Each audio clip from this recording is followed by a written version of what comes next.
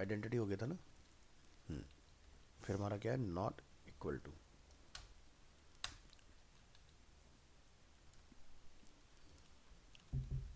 तो वैसे not equal होता है, बट इसको हम लोग इनइक्वालिटी बोलते हैं यहाँ पर एरे के अंदर।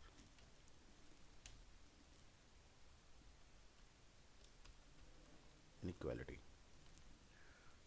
$x is not equal to $y returns true if x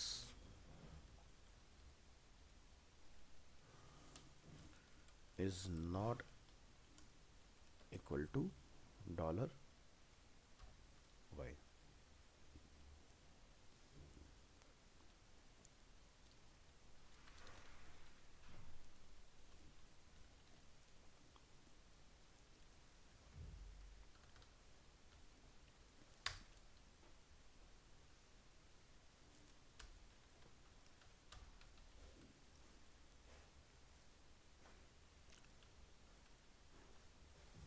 इसको हम लोग यूज़ करते हैं नॉन आइडेंटिटी के लिए।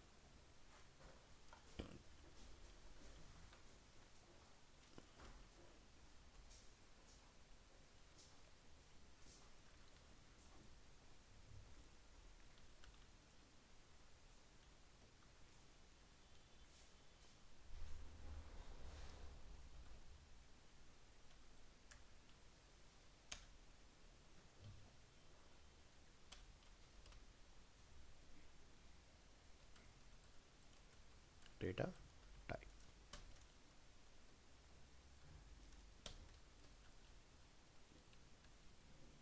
नेक्स्ट,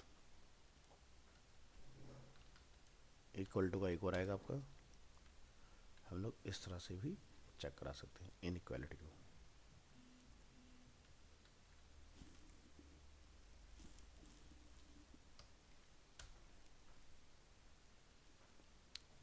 और इसके लिए आपको सिंबल डालने पड़ेंगे यहाँ पर, ampersand less than and ampersand greater than.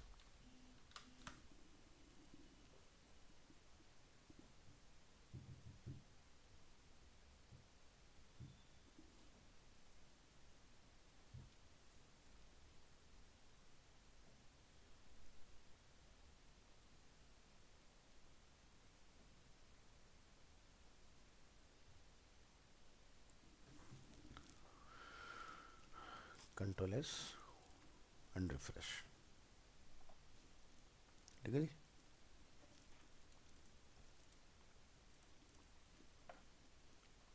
हमारा लास्ट रहना चाहिए कंडीशनल असाइनमेंट ऑपरेटर।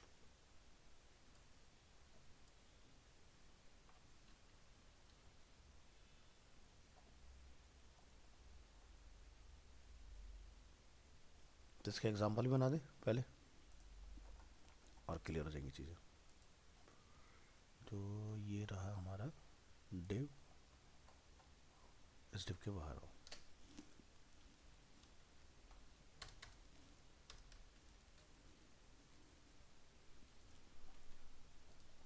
ठीक है जी। तो यहाँ पर $x इक्वल टू कोई नंबर डिफाइन कर लूँ, एंड $y इक्वल टू कोई नंबर आप डिफाइन कर दो, like 10, and echo $x plus $y।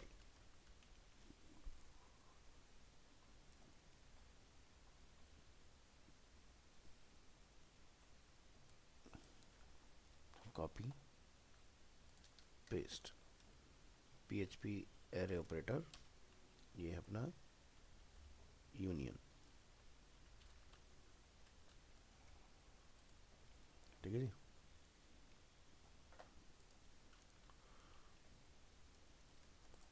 तो नॉर्मल वाला तो आप जानते हो कि भाई इस तरह से हम लोग जाके सिंपल इसमें प्लस वगैरह करा लेते हैं। तो इसका यूनियन का काम क्या है? तो मान लो मेरे पास एक वेरिएबल है x, और मैंने यहाँ पर जाकर डिफाइन किया एरे। एरे में हमने यहाँ पर जाकर डिफाइन किया की है a, और उसकी जो वैल्यू है वो है यहाँ पर एप्पल, b से क्या है बॉल। ठीक है। इसी तरह से यहाँ पर हमारा c से कैट है। तो हमारे पास दो वेरिएबल है, ए बी सी, इस क्वार्टर में लगाओ, और उसका क्या बना देंगे, डी। ठीक है जी। ए बी सी डी हमारे पास क्या होगी, की, और की वैल्यू क्या है, apple, wall, cat and dog. अब हम लोग इस पर ट्राई करके देखते हैं कि क्या ये हमारे ऐड होंगे या नहीं। तो क्या लिखेंगे, प्रिंट, यहाँ से इसको आप प्रिंट करेंगे, और यहाँ से कब लिखेंगे, dollar X plus dollar Y. अगर हम लोग एरे में प्लस का यूज़ करते हैं तो दो एरे जो होते हैं वो जुड़ जाते हैं, यानी कि एक तरह से एरे मर्ज परफॉर्म होगा हमारा। वैसे एरे मर्ज भी इसमें दिया हुआ है, बट ये भी एरे मर्ज का ही काम करेगा। तो union of dollar X and dollar Y. तो आइए अपनी फाइल में रिफ्रेश करेंगे, तो क्या लिखा दिखाई दे रहा है, A for apple, B for ball, C for cat, D for dog. एक ही एरे बन गया पूरा। तो ये हुआ आपका एरे को ज्वाइन करने का तरीका। तो एरे मर्ज से भी सेम आउटपुट ला सकते हो, और इससे भी सेम आउटपुट आप लेकर आ सकते हो। तो ये एरे का स्पेशली ऑपरेटर इन्होंने पीएचपी में दिया हुआ है, जेएस में नहीं होता है आपका। इसी तरह से इक्वालिटी,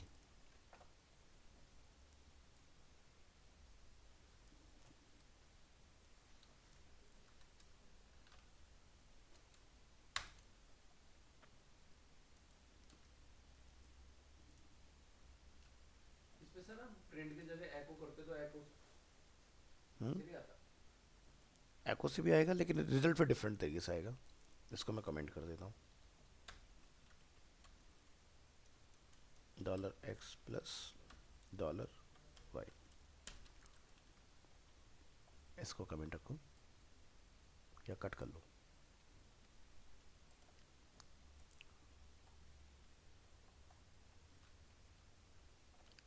ठीक है।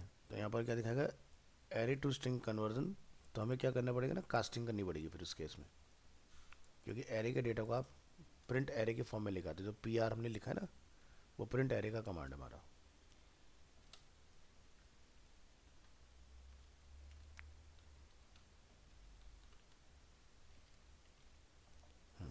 चलिए क्वालिटी चेक करेंगे।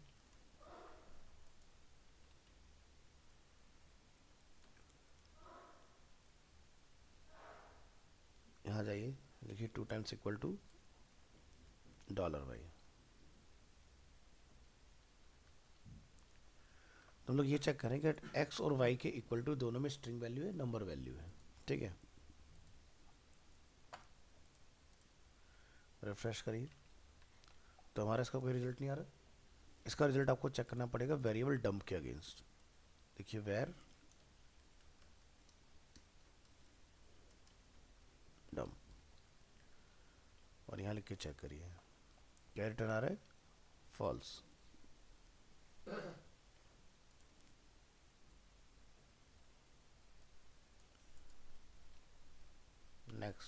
नेक्स्ट ऑपरेटर आपका रहेगा इसके अंदर आइडेंटिटी। इस पर क्या लिखेंगे, ट्रिपल इक्वल टू।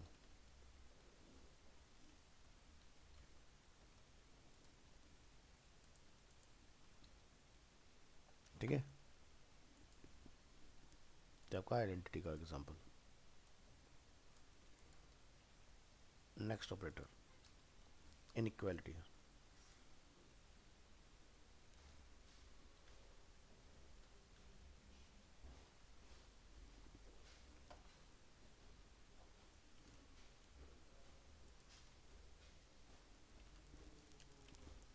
यहाँ जाइए, नॉट इक्वल टू,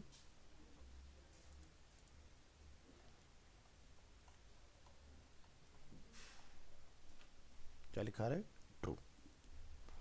अभी हमें फॉल्स क्यों रिटर्न आ रहा है, जबकि हमारा जो डेटा का टाइप होता है सब स्ट्रिंग है। क्योंकि सभी के अंदर जो है वैल्यू डिफरेंट डिफरेंट है, की भी बदल गई है, की के अंदर का डेटा भी डिफरेंट है। आप देख रहे हो, ए से एप्पल है, बी से बॉल है। अगर यहाँ पर दोनों के अंदर सेम डेटा होता तो ये आपको क्या रिटर्न करता, ट्रू रिटर्न करता। लेकिन फॉल्स क्यों आ रहा है, क्योंकि एक एक्स की वैल्यू अलग है, वाई की वैल्यू अलग है। ना तो की मैच हो रहा है ना की का वैल्यू मैच हो रहा है, ठीक है।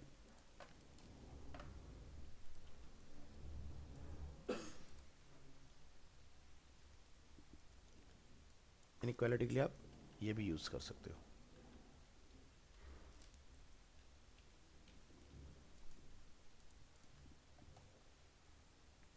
ठीक है। तो वूल ट्रू, तो यहाँ पर चेक कर रहा है कि दोनों वैल्यू इक्वल नहीं है। एंड लास्ट है आपका टू टाइम इक्वल टू, तो ये हमारा क्या हो गया, नॉन आइडेंटिटी।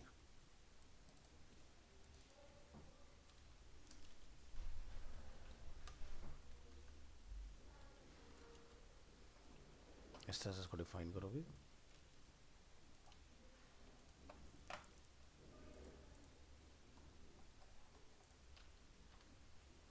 तो वूल value true.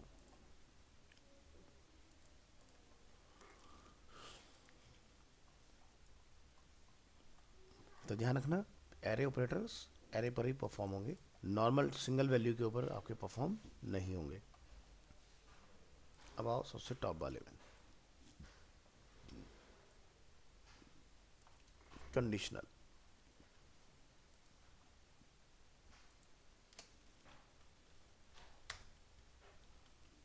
Conditional assignment operator.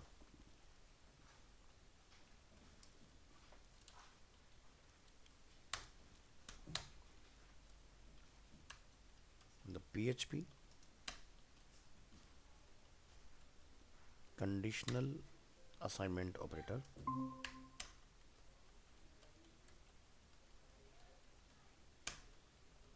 are used to set a value depending on condition.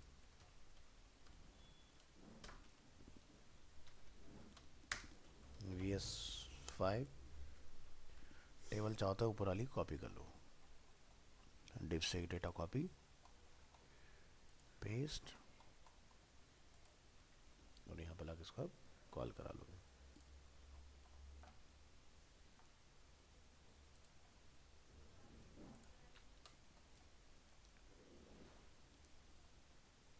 तो यहाँ पर एक आपका आता है क्वेश्चन मार्क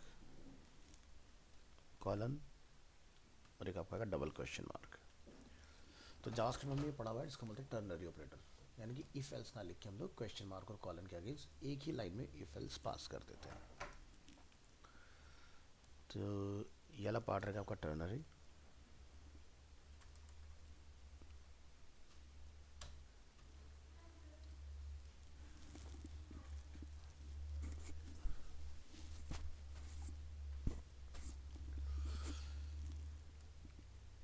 ये हम लोग जाके डिफाइन करेंगे $x इक्वल टू जो भी हमारी एक्सप्रेशन वैल्यू की, expression value 1 and expression value 2, expression value 3। तो ये हो गया हमारा इफ, ठीक है। इफ का हम लोग लॉजिक लिखेंगे, फिर हम लोग लिखेंगे यहाँ पर एल्स का, इसके आगे ये एल्स है, ये इफ है। तो इफ पे क्या परफॉर्म कराना चाह रहे हो, इसके बाद में एल्स पर क्या परफॉर्म करना चाह रहे हो, तभी इसका एग्जांपल बना के दिखाएंगे, आपको समझ में आएगा।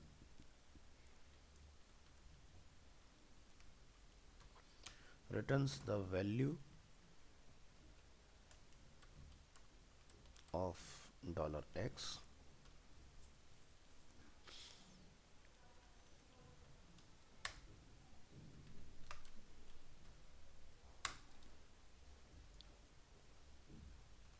the value of $x is expression 2 equal to, अगर ट्रू होगा उस केस में, otherwise false.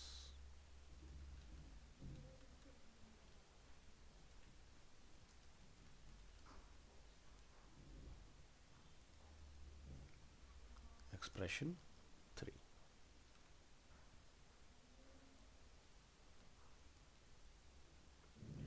in the result the value of $x is expression 2 if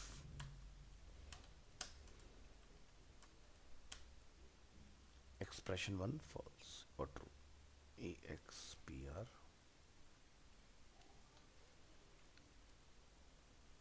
और यहाँ पर हमारा हो जाएगा एक्सप्रेशन 1 अगर हमारा फॉल्स है.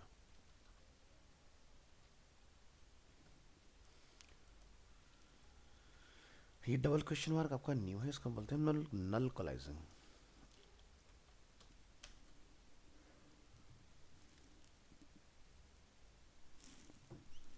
नल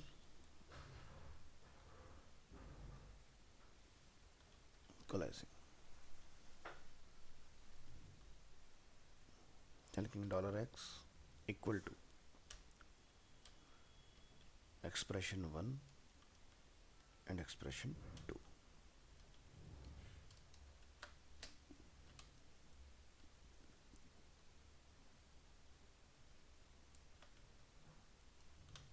Returns the value of x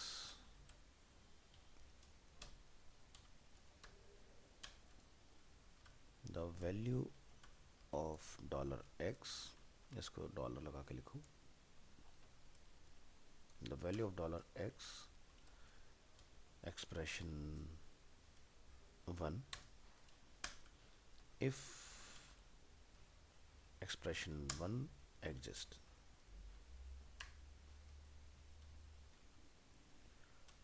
and is not null. If expression 1 does not exist or is null, the value of $x is expression 2. ठीक है, तो ये वाला जो हमारा ऑपरेटर है ये PHP 7 वाले वर्जन में हमारा इंट्रोड्यूस हुआ है. उससे पहले ये नहीं था, बट टर्नरी हमारा पहले से चलते आ रहा है जब से हमारा JS में. तो JS में हमारा ये ECMA 6 में इंट्रोड्यूस हुआ था.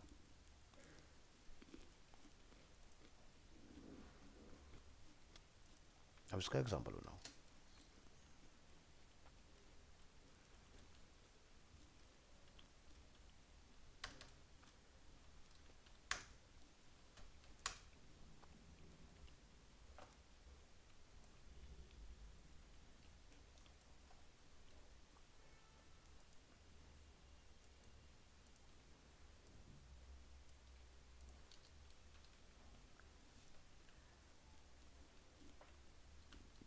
टर्नरी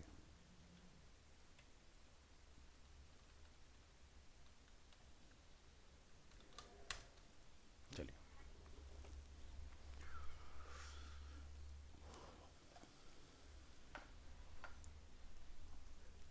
तो टर्नरी बेसिकली हम लोग इफ और एल्स के हम लोग यूज़ करते हैं. तो यहाँ जाएंगे, लिखेंगे जैसे कि एक एग्जांपल बनाओ. इफ या ऐसा लिखो like variable x equal to, हमने यहाँ पे लिखा ट्रू. तो इसको हम लोग टर्नरी में यहाँ डिफाइन करते हैं, लिखेंगे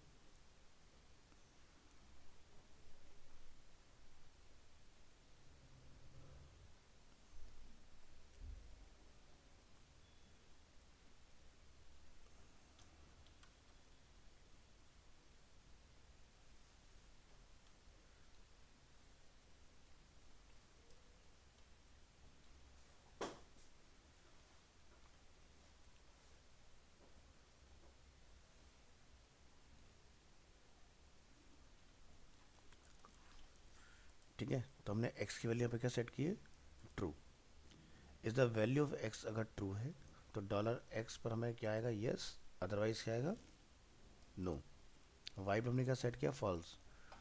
what is the value of y divided by 4, अगर $y डिवाइडेड बाई 4 है इक्वल टू, अगर हमारा 0 आ रहा है तो इट इज़ 0, अदरवाइज ब्लैंक. ठीक है, तो इस वाले कोड को भी हम लोग बंद कर देते हैं. पहले ऊपर वाला चेक करके देखो, कंट्रोल एस, यहाँ ये रिफ्रेश करेंगे, पेज के बिल्कुल नीचे आ जाएंगे। क्या लिखा रहा है, is the value of x true, तो क्या लिखा रहा है यस। अगर मैं लिख देता हूँ एक्स की वैल्यू इज क्या फॉल्स, तो क्या लिखा रहा है नो। ठीक है, तो आपको क्या लिखना है यहाँ पर, वो आपकी चॉइस है। तो ये क्या हुआ मेरा वेरिएबल, क्या चेक कर रहे हैं इसके अंदर का जो भी डेटा टाइप है हमारा, कि भी डेटा क्या है फॉल्स है तो आपका ये चल जाए, ट्रू है तो ये चल जाए। तो इफ़ किस पे चलता है, जब हमारी कंडीशन ट्रू होती है, कंडीशन अगर फॉल्स होती है तो क्या चलता है, एल्स चलता है। जैसे जावास्क्रिप्ट में हमने पढ़ा था कि भाई टाइम इज़ लेस देन 10, अगर 10 से कम है तो गुड मॉर्निंग आता है, नहीं होता टाइम अगर और भी निकल जाता है तो हमारा नहीं आता, हमारा एल्स ट्रिगर होता है, have a good day example.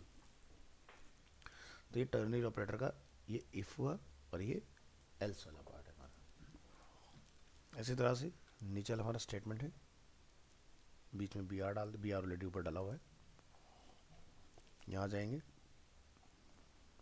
ठीक है, what is the value of y divided by 4, it is 0। ठीक है, तो y में वैल्यू क्या है फॉल्स। ठीक है, तो आपको यहाँ पर 0 रिटर्न होगा, ट्रू करोगे।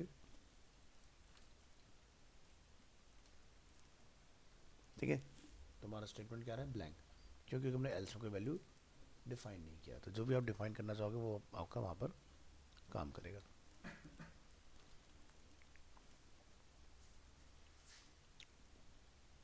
तो ये तो एक सिंपल एग्जांपल। और जैसे दूसरा एग्जांपल हम लोग ट्राई करके देखते हैं। हम यहाँ पर बनाते हैं जैसे कि इफ़ एम्प्टी, एक वेरिएबल बना लूँ यूज़र, तो क्या होना चाहिए ट्रू। तो क्या करेंगे, set dollar status equal to anonymous.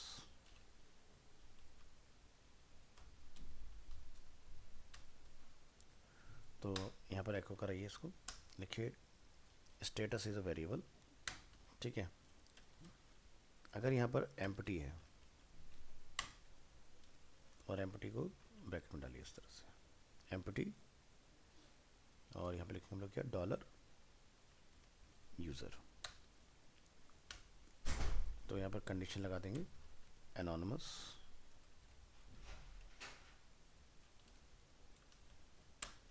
और यहाँ पर क्या लिख देंगे लॉग्ड इन, और यहाँ पर लगा देंगे B R, echo B are.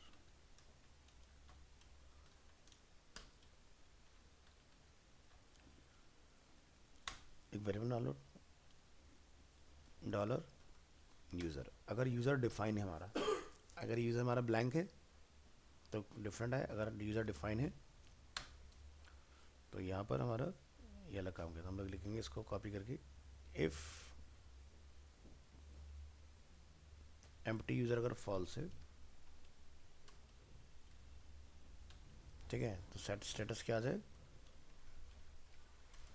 Logged in. चलिए इसका बनाइए एको, यहाँ से करेंगे कॉपी, यहाँ पर क्या करेंगे पेस्ट। तो देखो इसके ऊपर कोई वेरिएबल है यूज़र नहीं है ना, तो हमें क्या रिटर्न आना चाहिए एनोनिमस। इसके ऊपर हमने वेरिएबल डिफाइन किया है तो लॉग्ड इन आना चाहिए। तो यहाँ पर एक बी आर डाल दो, बी आर मिसिंग है।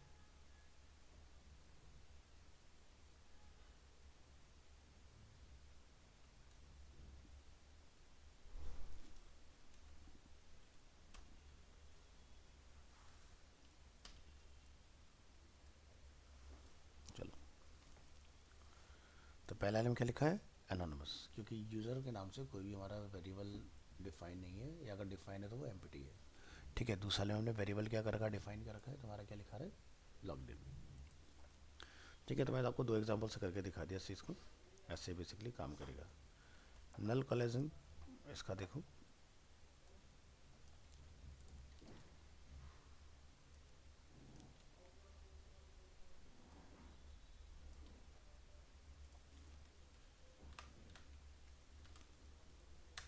जाइए, question mark PHP question mark close, लिखेंगे echo dollar user equal to dollar underscore हमने डिफाइन किया गेट, हमने यहाँ पर लिखा यूज़र, यूज़र क्या है एनोनिमस, और इसमें एक BR लगा दो।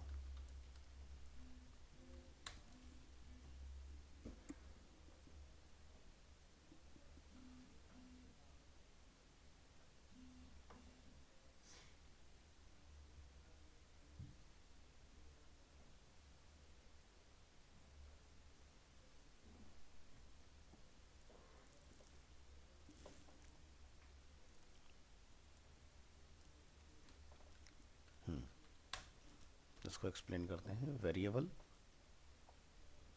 Dollar user is the value of dollar underscore get method user and anonymous if it does not exist।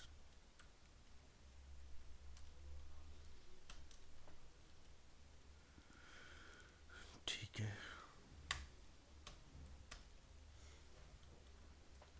तो एक और बना लो। हमने यहाँ पे लिखा एको डॉलर कलर इक्वल टू, लिखेंगे डॉलर कलर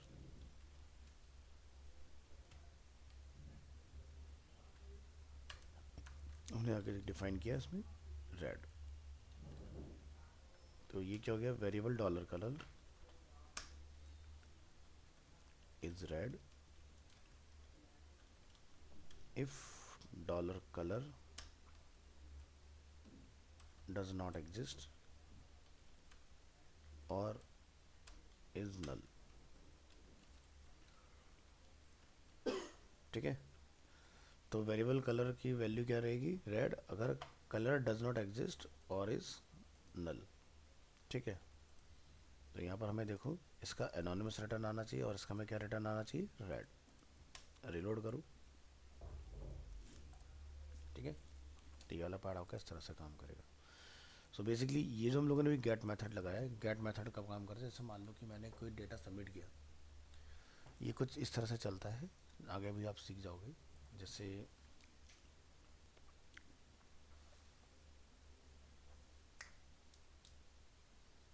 आप कोई फॉर्म सबमिट करते हो तो देखते हो ऊपर कुछ हमारी की लिखी आती है, जैसे कि first name equal to, last name equal to, password equal to, वो चीज़ है।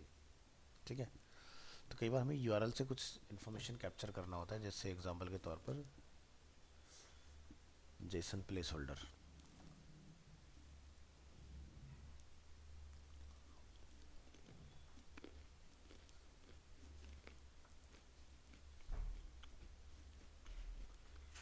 ये देख रहे की जो लगे हुए हैं, हमने लिखा लाइक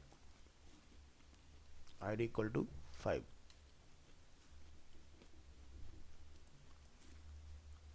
हमने ID 5 का डेटा कैप्चर कर लिया इसके अंदर। तो ऐसे ही जब आप बैकएंड से काम करोगे, PHP के अंदर भी बैकएंड आपका स्टार्ट हुआ नहीं है, तो आपने जैसे कोई डेटा सबमिट किया, जैसे फॉर्म सबमिट होता है, तो उसमें आपने कोई नेम भेज दिया या आपने कोई डिलीट कराया, तो डिलीट में आपने कुछ डेटा भेजा, जैसे कुछ दिखाता हूँ आपको।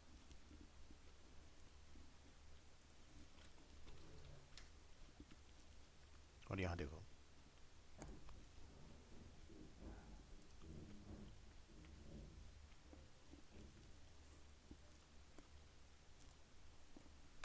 हमारा स्किल बंद है, स्किल चला लो पहले, तब चलेगा ये।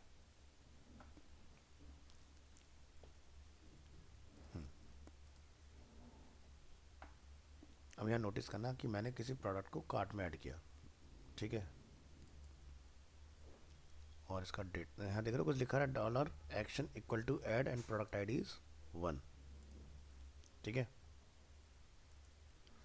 तो इस पर भी मैंने सिक्योरिटी लगाई कि इसको वो तब तक नहीं चला सकते जब तक उसमें proper sign in sign up वगैरह नहीं कर लोगे। तो मैं इसको थोड़ा बैक करके आपको पुरानी क्लास से दिखाता हूँ।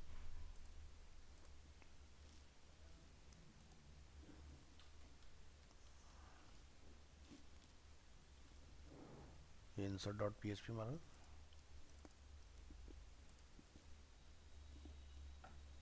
तो देखो जैसे मैं इसको इमेज को एडिट करने जाता हूँ यहाँ से, तो यूआरएल पे लिखा रहा है यूज़र आईडी इक्वल टू 11।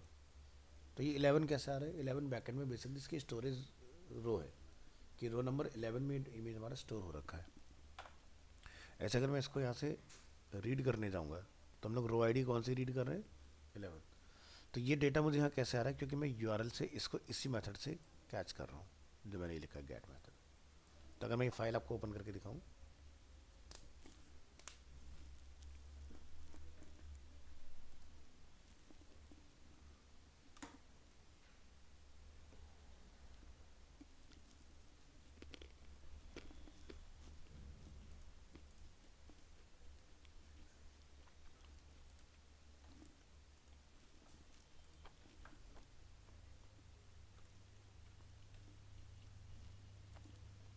कौन सी क्लास का फोल्डर ओपन किया था हमने?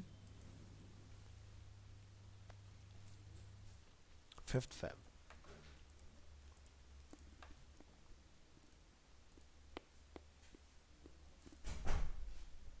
रीड,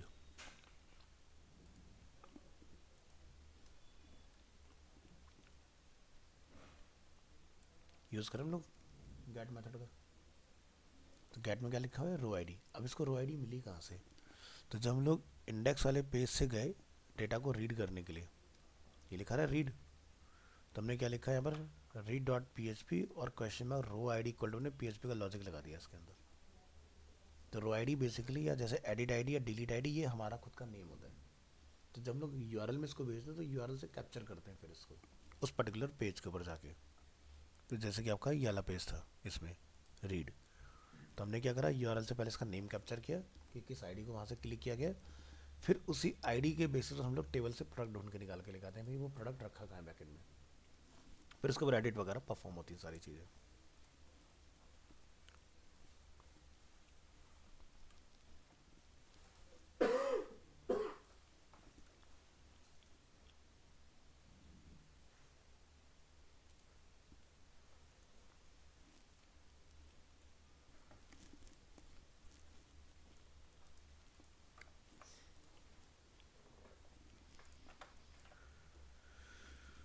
तो हमारे ऑपरेटर्स कंप्लीट हैं।